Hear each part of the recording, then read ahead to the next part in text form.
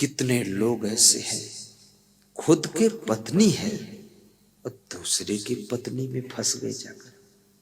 अब दूसरे आदमी के साथ भी तो धोखा हुआ, दूसरे पत्नी पे कब्जा कर रहे, वो भी दुखी है। और पत्नियों को भी चाहिए कि जब तुम्हारा पति है तो दूसरे पुरुष में फंसने क्या जरूरत है, कौन उसमें लड्डू रखा हुआ है। हाँ, ये भी सावधानी, कुछ नहीं, ये सब बकवास है, फालतू काम है, झूठा आकर्षण है, सब अपना झूठा झूठा बना के, जैसे दुकान लोग सजा के बैठते हैं ऐसे सब। अब फैशन में आजकल आया है वो नवयुवक लोग फैशन करता तो चारों तरफ बाल कटा देता है, पूरा बाईपास रोड निकाल दिया चारों तरफ, बीच में थोड़े बाल छोड़ता है, उड़ते रहते हैं, फुर फुर फुर फुर, ट्रैफिक सिपाही खड़ा है खोपड़ी के ऊपर। अब ये क्या फैशन बना रहे हो, फालतू बकवास में पड़ रहे, तो क्या जरूरत इस सब चीज की है। कोई हीरो और हीरोइन की आज तक मरने के बाद उसका नाम मिट गया, साथ में वो मरी और साथ में नाम भी मर गया। लेकिन मीराबाई के मरने के बाद आज 500 साल 600 साल बाद भी उसका नाम है। शिवरी के मरने के बाद आज त्रेता युग की शिवरी, आज कलयुग में भी उसके नाम का सुमिरन किया जाता है। किसी हीरो के मरने के बाद उसकी कोई सम्मान नहीं, कोई इज्जत नहीं, कोई नाम नहीं, लेकिन 600 साल के बाद कबीर जैसे संत का नाम याद किया जाता है। 2500 साल के बाद भी बुद्ध को याद किया जाता है, 100 साल के बाद विवेकानंद को भी याद किया जाता है। सोचो, तो अपन विवेकानंद क्यों ना बन जाओ, क्या जरूरत है कैटरीना बनने की। और ये हीरो हीरोइन करते क्या है, थोड़ा टांग टेढ़ी कर दिया, इधर कमर घुमा दिया, नाच दिया, झुक गए, और ये बाल इधर उधर कटिंग सेटिंग कर दिया, और कपड़ा उटंग पहन लिया। ए पागल कहीं के, क्या मतलब। टेलरों को तो जरूर आराम मिल गई, चाहे उल्टा पलटा टेढ़ा पेढ़ा जैसा सिल दे वही फैशन है, चलो बेवकूफ हो जाओ, पहनो जाए। सब इधर उधर लटकन पटकन पड़ गए। मैं संत हूं, संत हूं, और कभी फैशन वैशन कुछ नहीं, हमेशा यही कपड़ा पहनता हूं। लेकिन 15 करोड़ लोग टीवी चैनल से हमको जानते हैं, और 5 करोड़ 28 लाख यूट्यूब से जानते हैं, और जानते ही नहीं है, मानते भी। अब कभी भी ये एक्टिंग पैक्टिंग करने की जरूरत नहीं, ना सैया बलमों के गाना गाया कभी, ना ना कुछ नहीं, ये सब लफड़े वाले गीत में कभी नहीं गाता, और याद भी नहीं है कोई, और फिल्म कभी देखा नहीं ना, कभी नहीं जिंदगी भर। और पोस्ट ग्रेजुएट तक की पढ़ाई किया, यूनिवर्सिटियों में पढ़ा। तो हमारे साथ में पढ़ने वाले कहते थे तुम पूरे महात्मा जी, हमने कहा बिल्कुल, अधूरे थोड़े पढ़ना, पूरे ही रहना, इलायची लौंग भी खाना नहीं। हमारे प्रोफेसर भी कहते थे बहुत अजीब आदमी हो तुम। हमने कहा अजीब ही रहूंगा, तुम्हारी तरह थोड़े रहूंगा मेहरकुल्ला बनकर, फालतू खुराफात करते। कितने टीचर भी वो क्या संस्कार देंगे, स्वयं हीरो बनकर आते स्कूल में। बुद्धूनाथ क्या दिमाग है तेरा, अब कम से कम शिक्षक हो, गुरुजी हो, सभ्यता की पोशाक पहनो। ये उल्टा पलटा से कोई काम नहीं होगा, अपना घर संभालो। ये हीरो हीरोइन का तो धंधा है फिल्म बनाना, इनको तो पैसा मिलता है, अगर पैसा न मिले तो ये 1 सेंटीमीटर कमर नहीं हिलाएंगे। इनको करोड़ों मिलता है, तब ये खूब नाचते हैं, कूदते हैं, उछलते पुछलते, फालतू बकवास करते हैं। तो आप लोग इनके चक्कर में भी ना पड़ना, अपने जीवन को अच्छा बनाइए, सजाइए, और साथ साथ में कबीर साहब कह रहे हैं 4 बातें संभाल लीजिए तो जीवन में सुख आएगा। नंबर 1, सकलो दुर्मत दूरी करो, समस्त दुर्बुद्धि को दूर करो। दुर्बुद्धि, बुद्धि तो सबके पास होती है, लेकिन कुसंगत में पड़ करके बुद्धि दुर्बुद्धि में बदल जाती है, और सत्संगत में आने के बाद बुद्धि सद्बुद्धि में बदल जाती है। जो बुद्धि गलत चिंतन करने लग जाए, गलत चीजें सोचने लग जाए और गलत कार्यों में लीन होने लग जाए, तो जो बुद्धि आपकी माता पिता को सताने में लग जाए, जो बुद्धि घर बिगाड़ने में लग जाए, जो बुद्धि अपनी जिंदगी को बिगाड़ने में लग जाए, वो बुद्धि दुर्बुद्धि कही जाती है। और जो बुद्धि सबका कल्याण करने में लग जाए, सत्संग कराने में लग जाए और सबका हित हो ऐसा चिंतन करने लग जाए, ऐसी वाणी बोलने लग जाए जो बुद्धि सबका कल्याण हो जाए, तो समझ लो वो बुद्धि सद्बुद्धि है। रावण के पास में भी बुद्धि थी लेकिन दुर्बुद्धि थी, सद्बुद्धि नहीं थी। रावण को मंदोदरी ने समझाया, कुंभकर्ण ने समझाया, मेघनाद ने समझाया, सबने समझाया, लेकिन रावण समझा ही नहीं। जो अपने अहंकार में आकर के किसी के समझाने से समझे ना, तो समझ लो वो रावण है। अब इतने लोग समझा दिए, तुम समझते नहीं गलत काम कर रहे हो। मंदोदरी ने समझाया, ये सीता जी को वापस कर दीजिए, फालतू बकवास मत कीजिए। तो रावण ने कहा, चुप, तू जानती नहीं कि मैं रावण हूं। तो मंदोदरी ने हंसकर कहा कि यदि तुम राम होते तो समझाना क्यों पड़ता, रावण हो इसीलिए समझा रही। ये चुप करने से काम नहीं चलेगा, वापस कर दो। मंदोदरी बहुत समझदार थी, उसने सीता को दुख नहीं दिया बिल्कुल। कुंभकर्ण भी समझदार था, विभीषण तो बहुत समझदार था। जिस कार्य के लिए आपके माता पिता भी समझाने लग जाए, पत्नी भी समझाने लग जाए, आपका भाई भी समझाने लग जाए, बहन भी समझाने लग जाए, तो समझ लो आप गलती के रास्ते पर जा रहे हैं। आप तुरंत सुधर जाइए, अन्यथा आपका विनाश होने वाला है। और अपनी बहन को भी दुख मत दीजिए। तो शक्लो दुर्मत दूरी करो, समस्त दुर्बुद्धि को दूर करो और अच्छा जन्म बनाओ। कबीर साहब कहते हैं कि अपने जीवन को अच्छा बनाओ। जीवन अच्छा कैसे बनेगा? जीवन अच्छा बनाने के लिए पहले अपना स्वभाव अच्छा बनाइए। स्वभाव, चरित्र को अच्छा बनाइए, चरित्र, और वाणी को अच्छा बनाइए, कर्मों को अच्छा बनाइए, अपना व्यवहार अच्छा कीजिए। ऐसा व्यवहार ना करो कि पीछे तुम्हारी निंदा हो, ऐसा चरित्र मत बनाओ जो बदनामी हो, ऐसी वाणी मत बोलो जो लोग तुम्हारे पास बैठना ही पसंद ना करें, ऐसे कर्म मत करो जो कांटे की तरह चुभे आपके, और ऐसा स्वभाव मत बनाओ जिससे कि आपका प्रभाव बिगड़ जाए। किसी भी फील्ड में आप काम कर रहे हो, ये 5 चीजों पर विशेष सावधानी बरतिए। अपने आप से तर्क कीजिए, आत्मावलोकन कीजिए कि मेरा स्वभाव बिगड़ तो नहीं रहा कहीं। कितनी महिलाएं बहुत अच्छे स्वभाव की होती हैं, जब शादी हो जाती, ससुराल में आती, 2-3 साल के बाद उनका स्वभाव चिड़चिड़ा हो जाता है, गुस्सा आने लगती है, क्रोध करने लग जाती है। तो घर वालों को भी लगता है कि अब तो पूरा चेंज हो रहा, मौसम बदल रहा है, ठंडी जा रही है, गर्मी की ऋतु आ रही है। ये सब क्या कर रही हो? जिस सुंदर स्वभाव से तुम्हारा मान सम्मान बढ़ता है, जिस अच्छे चरित्र से तुम्हारा आदर होता है, और जिस मधुर व्यवहार से तुमको लोग पसंद करते हैं, और जिन पवित्र कर्मों से तुम्हारा महत्वपूर्ण स्थान प्राप्त होता है तुमको, और जिस भाइयों बहनों मीठी वाणी से सबके दिलों में तुम्हारा स्थान बनता है, इस अपनी वाणी को बिगड़ने मत दीजिए।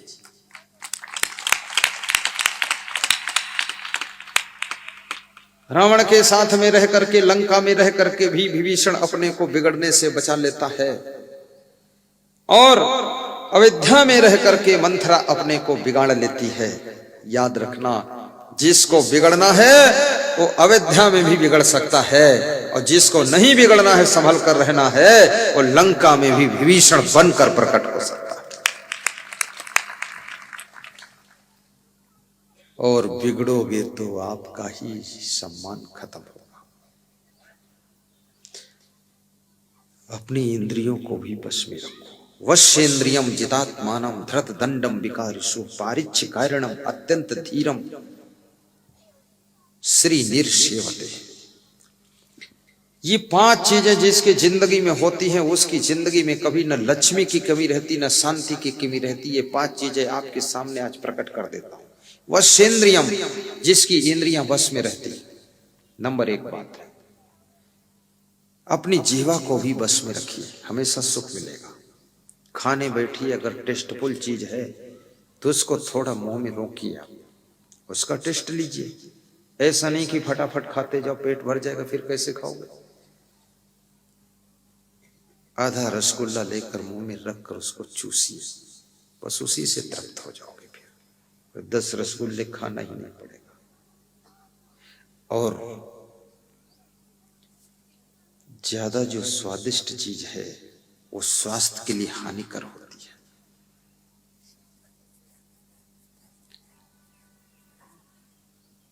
जीवा इंद्री पर भी अपना कंट्रोल रखो। जब बोलने चलो तो जो बोलना है उस बोलने वाले शब्दों पर विचार करो, इसका परिणाम क्या हो सकता है। सारी बात की एक बात है कि परिणामदर्शी बुद्धि बनाओ, कि ये कार्य करूंगा तो इसका रिजल्ट क्या आएगा। कार्य करने से पहले रिजल्ट आपको दिखना चाहिए। ये बात बोलूंगा, इसका रिजल्ट क्या आएगा। ऐसा स्वभाव बनाऊंगा, इसका रिजल्ट क्या आएगा। और इस तरह का व्यवहार इनके साथ करूंगा, रिजल्ट क्या आएगा। आप अगर परिणामदर्शी बुद्धि प्राप्त कर चुके हैं तो आप जीवन में कभी फेल भी नहीं होंगे, अशांत भी नहीं होंगे। कभी कभी तुम कहते हो कि मेरे मुंह में तो शब्द आया था, बोल दूं इनको, लेकिन फिर बोला नहीं, बोल देता तो ज्यादा गड़बड़ हो जाता। बस इसी का नाम परिणामदर्शी बुद्धि है। कभी आपको जोश आ जाए अपने पति के ऊपर कि इनको कुछ बोल दो, लेकिन तुम ब्रेक लगा लेना, बोलना मत, नहीं तो बोलने के बाद फिर आगे कुछ और शुरू हो जाएगा। कंट्रोल कर लेना। सहनशीलता को तप कहा गया है। और घर घर के कलह कलेश में फंस करके मनुष्य का विकास रुकता है। माताओं बहनों को चाहिए कि अपने घर में कलह कलेश के वातावरण को खत्म करें, ताकि उनके घर के पुरुष लोग विकास कर सकें। पुरुषों को चाहिए नशा व्यसन की आदतों को छोड़ें, आलस्य का त्याग करें और अच्छी तरह से महिलाओं के साथ व्यवहार करें, ताकि घर की सेटिंग बनी रहे। उल्टा पलटा खान पान भी ना करें। आप अपने घर के पुरुषों की प्रतिभा की परख कीजिए, किसके अंदर कितना ब्रेन है, और उसको अवसर प्रदान कीजिए कुछ करने के लिए। आप अपने घर की महिलाओं की भी प्रतिभा का आकलन कीजिए, ये क्या क्या कर सकती है। ऐसा नहीं है केवल घर में ये छोटा काम कर सकती है, इनके पास में बहुत बड़ी क्षमता है, ये बहुत बड़ा बड़ा काम कर सकती। अभी उत्तर प्रदेश में एक ऐसी महिला है, उसका नाम मीनाक्षी देवी है। वो 12 शुगर फैक्ट्री की मालिक है, शुगर फैक्ट्री चला रही है।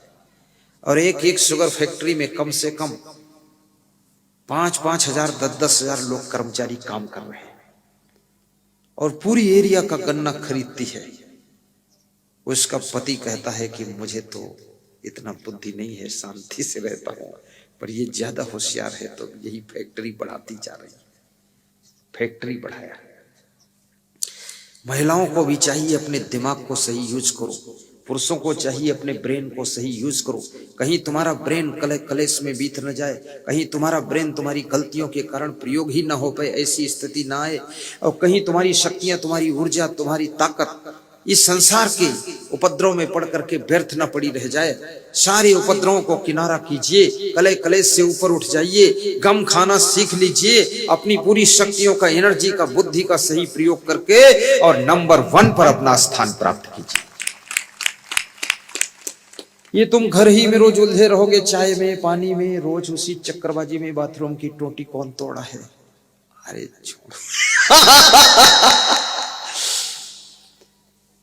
बाथरूम की टोटी तोड़ने वाले भी कृपया सावधान हो जाए। ये लफड़ा रोज रोज मत डालें। टोटी तोड़ दोगे, पानी कहां से निकलेगा? नुकसान मत कीजिए, गलतियां मत कीजिए। तुम्हारी गलतियों से बहुत बुद्धिमानों का दिमाग भी डाइवर्ट होकर के तुम्हारी तरफ खर्च होता है। ऐसा कार्य मत कीजिए कि रोज रोज तुमको बिठा करके ही लोग समझाते रहे। रोज रोज समझौता चल रहा है, रोज तुमको समझा रहे हैं, बेटा ऐसा है, लेटा वैसा है और वैसा है। ये फालतू बात है। ऐसे बनो कि तुमको दूसरों को समझाना ही ना पड़े, और ऐसे बनो कि स्वयं ऐसी जिंदगी जो दूसरे लोग तुमको देख करके संभलते चले जाएं। रोज रोज तुमको समझाने में जो टाइम बर्बाद कर रहे हो अपने माँ बाप का, अपने भाई का, अपनी पत्नी का, अपने पति का, ये बहुत बड़ा पाप लगेगा। खुद तो कुछ कर भी नहीं सकते हो, करते भी नहीं हो, किए भी नहीं हो, करोगे भी नहीं, पक्का पता है। लेकिन जो करने योग्य थे उनको करने भी नहीं देते हो, उनको भी उसी लफड़ में उलझाए रहते हो। मत उलझाइए, उनको काम करने दीजिए। सबके पास में समान बुद्धि नहीं होती है। परिवार के अंदर एक दो व्यक्ति बुद्धिमान होते हैं, ब्रेन होता, मास्टर माइंड होते हैं। राजनीतिक पार्टियों में भी एक दो आदमी ही मास्टर माइंड होते, उन्हीं की कलाओं से पार्टी आगे बढ़ती है। मास्टर माइंड को रौंदिए मत, उनको दुख मत दीजिए, उनको उलझाइए मत, परेशान मत कीजिए। उनके दिमाग को थोड़ा शांति से डिसीजन लेने दीजिए। देखिए, एक आदमी के डिसीजन से पार्टी पूरी केंद्र सरकार और स्टेट सरकार बनाकर बैठ जाती है, और जहां सब लोग खींचा खींची करते हैं वहां सारा काम खत्म हो जाता है। इसलिए मास्टर माइंड को परेशान, आपके आश्रम में जो मास्टर माइंड हो, बहुत बुद्धिमान हो, ब्रिलियंट हो, इंटेलिजेंस हो, टैलेंट हो, उस व्यक्ति को ऐसे हाथों पर लेकर के चलिए। उसका एक व्यक्ति का कमाल सारे लोगों का सम्मान बढ़ा देगा। और मास्टर माइंड व्यक्ति के पास में अपने शब्दों को भी छान कर भेजिए, फिल्टर करके भेजिए। आपने कोई भी इंजन देखा होगा, उसमें फिल्टर लगा होता है। चाहे इंजन हो या जनरेटर हो या गाड़ी का इंजन हो या ट्रक का इंजन हो, सब में फिल्टर लगा होता है। टंकी से जब तेल जाता तो फिल्टर में जाता, और फिल्टर होकर के तब पंप में जाता है, जिसको पैलेंजर कहते हैं। और पंप जब उस तेल को जंप देती है तो नोजल में जाता है, और नोजल फौहारा बनाकर आगे भेजता है, कोमल फौहारा, तब इंजन स्टार्ट होता है। याद रखना, किसी किसी को अपने घर में फिल्टर बन जाना चाहिए, और किसी किसी को पंप बन जाना चाहिए, जंप दीजिए। और किसी किसी को नोजल बन करके कोमल फौहारे मास्टर माइंड तक पहुंचाइए। तब देखिए तुम्हारे घर का विकास का इंजन स्टार्ट ही रहेगा, कभी बंद ही नहीं होगा। ये कचरा मत पहुंचाइए। हर बात किसी से कह देना, उसमें भी बहुत खतरा है। सब बात बताओगे, माइंड डिस्टर्ब हो जाएगा। और ये भी याद रखना, कोई आपके माइंड को कितना डिस्टर्ब करना चाहे, लेकिन फिर भी डिस्टर्ब होना ही मत। पहले से संकल्प लेकर रहना। घर के लोग इतने समझदार अगर नहीं हैं, कचड़ा लफड़ा रगड़ा झगड़ा मचाते रहते हैं और सारी बातों का बवाल तुमको सुनाते रहते हैं, तुम सुनते रहो, हंसते रहो, मुस्कुराते रहो, डिसीजन लेते रहो, कार्य करते रहो, घर को संभालते रहो। विकास का इंजन बंद मत होने देना, क्योंकि कभी कभी इंजन की भी हैबिट हो जाती है तो बिना फिल्टर वाला तेल भी खींच के चला देता है। ऐसे बन जाना। अब क्या करोगे जब लोग नहीं समझदार है? उसमें तुम भी अगर डाउन हो जाओगे तो और धराशायी सब काम हो जाएगा। अभी एक सज्जन मुझको मिले थे कोरबा में, छत्तीसगढ़ में, तो कह रहे थे कि आज मेरे पास में लगभग 50,000 लोग सर्विस करते हैं। मैं 400 रुपये महीने यहाँ नौकरी करता था, लेकिन आज मैं बहुत बड़ा कोयला खदानों का ठेकेदार हो गया हूँ, और ये प्रबंधक लोग भी हमारे अंडर में सब सर्विस कर रहे हैं। मेरी ट्रेनें चलती हैं, 2000 तो ट्रक चलते हैं, कोयला लाद लाद कर जाते हैं। तो हमने कहा इतना बड़ा सिस्टम कैसे फैला? बोले ये मेरी श्रीमती का खेल है गुरुदेव। 4 बजे अगर ट्रेन पकड़कर दिल्ली जाना होता था तो 3 बजे उठकर स्नान करके पराठे बनाकर 3:30 बजे टिफिन रेडी कर देती थी, और चाय बिस्कुट खिलाकर मुझे हाथ में देती थी टिफिन। जाइए पतिदेव, सफल होकर आइए, और मुस्कुरा कर विदा करती थी। और जब मैं लौट कर अगर रात में 12 बजे आऊं तो भी गेट पर खड़े होकर, गेट खोलकर थैला हाथ में लेकर अंदर जाती और ताजी रोटी बनाकर खिलाती थी। मेरे मनोबल को कभी गिरने नहीं दिया, कभी मुझे डाउन होने वाली बात कहा नहीं। उसका रिजल्ट ये आया कि 400 महीने नौकरी करने वाला व्यक्ति आज 50,000 लोगों को नौकरी पर रखा है।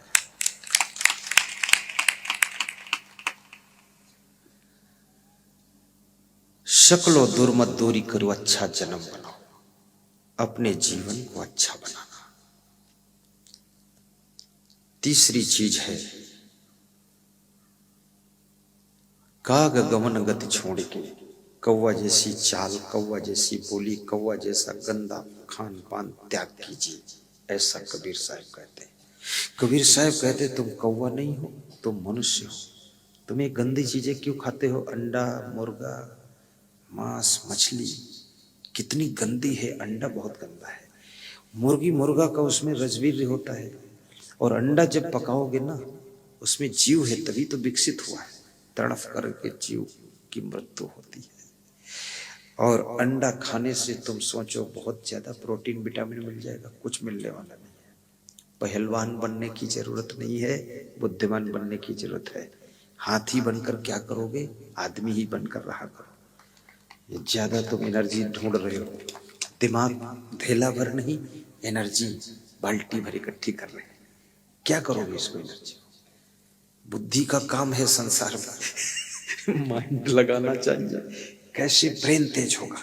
कम खाने से बुद्धि बढ़ेगी, हंसने से बुद्धि बढ़ेगी, गहरी नींद सोने से बुद्धि बढ़ेगी, डाइजेशन सिस्टम ठीक रखने से बुद्धि बढ़ेगी, गैस वैस पेट में बनेगी, बुद्धि कम हो जाएगी। चिंता दुख में रहोगे, बुद्धि कम हो जाएगी। कले कलेश करोगे, बुद्धि कम हो जाएगी। खुश मिजाज रहोगे, बुद्धि बढ़ जाएगी।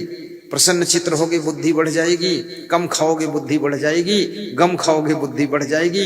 लड़ाई झगड़ा ज्यादा करोगे, बुद्धि घट जाएगी। और याद रखना, यदि गहरी नींद नहीं सोओगे तो केवल खोपड़ी बचेगी, दिमाग बिल्कुल कम हो जाएगा। गहरी नींद सोइए।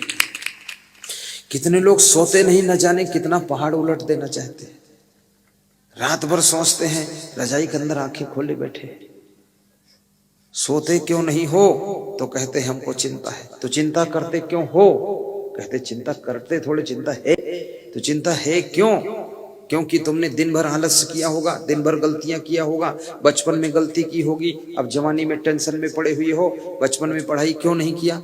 बचपन में शिक्षा क्यों नहीं प्राप्त किया? बचपन में इधर उधर क्यों घूमते रहे?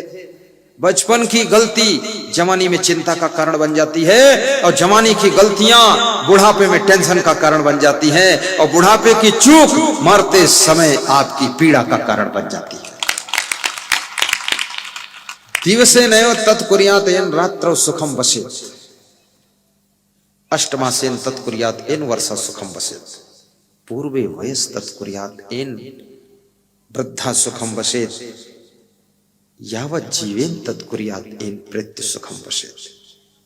विदुर जी कहते हैं, हे धृतराष्ट्र, बाल अवस्था में वह कार्य करो जिससे कि जवानी में पछताना ना पड़े। जवानी में वह कार्य करो जिससे बुढ़ापे में रोना ना पड़े, और बुढ़ापे में उस तरह से जियो जिससे मरते समय दुखी ना होना पड़े, और मरते समय ऐसे मरो कि अगला जन्म भी अच्छा होना चाहिए। ये सावधानी बताया। 8 महीने सर्दी और गर्मी के वह काम करो जिससे वर्षात में छत के नीचे आराम कर सको, और जिंदगी भर में वह काम करो जिससे कि मरते समय हंस करके मर सको।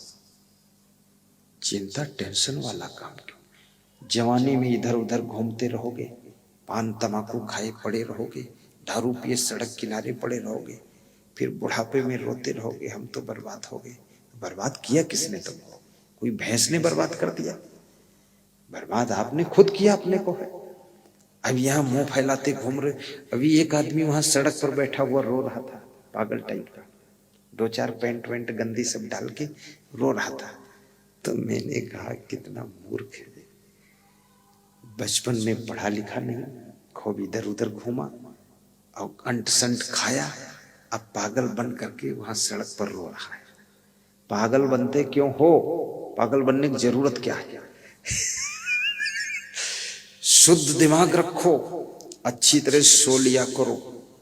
इतना जागते क्यों हो कि लाल लाल आंखें हो गई, आंखों के नीचे सब हवा फूल गई है? क्या जरूरत है? ये माया में तुमको क्या मिलने वाला है? आज से संकल्प ले लेना, गहरी नींद सो जाना, 7 घंटे तक बेहोश रहना, आंख खोलना मत। लेकिन कब गहरी नींद सो सकते हो? जब तुम्हारे कार्य सब मेंटेन रहेंगे। कब गहरी नींद सो सकते हो? व्यवस्था टाप की रहेगी। कब गहरी नींद सो सकते हो? दरवाजे खिड़की ठीक से बंद होंगे। कब गहरी नींद सो सकते हो? जब सामान तुम्हारा सब सेट फिट है, कंप्लीट व्यवस्था है।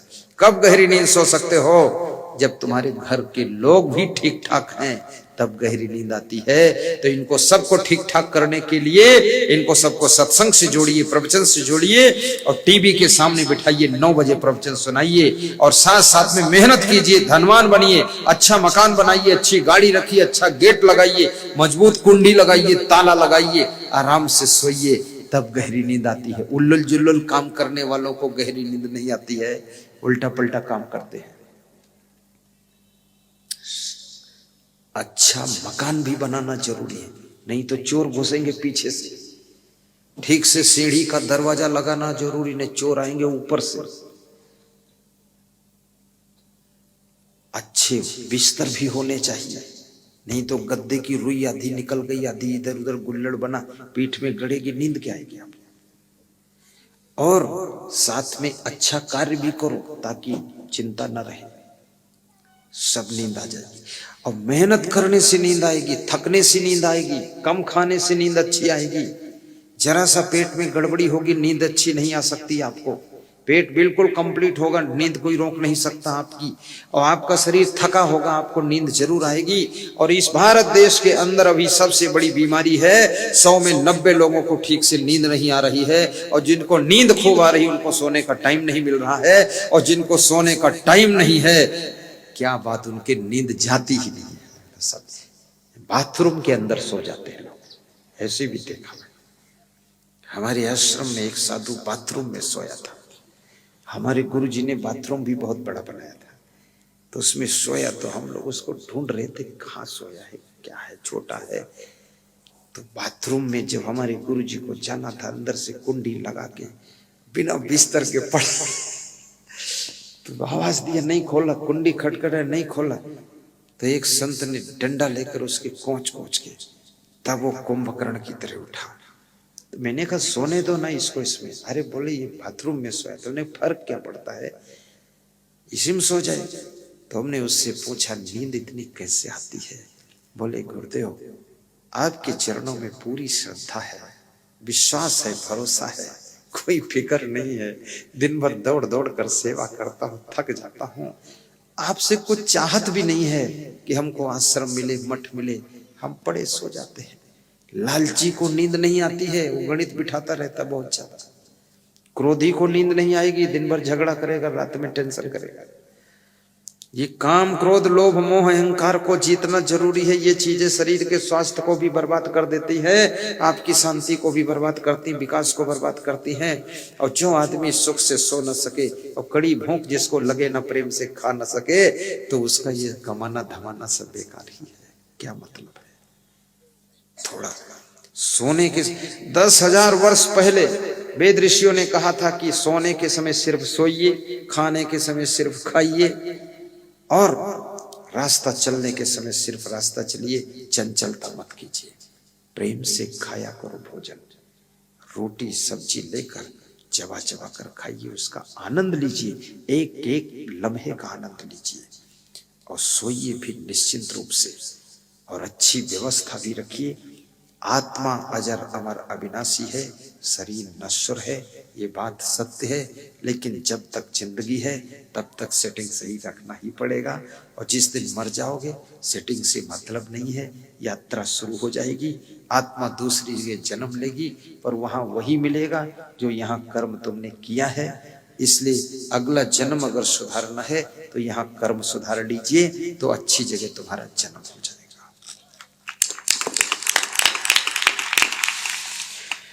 सकलो दुर्मति दूर करो, अच्छा जन्म बनाओ। काग गमन गति छोड़ के, हंस गमन चलिया। हंस जैसे सारग्राही बनो, ऐसा कबीर साहब समझाते हैं। मैं सबको धन्यवाद देता हूँ।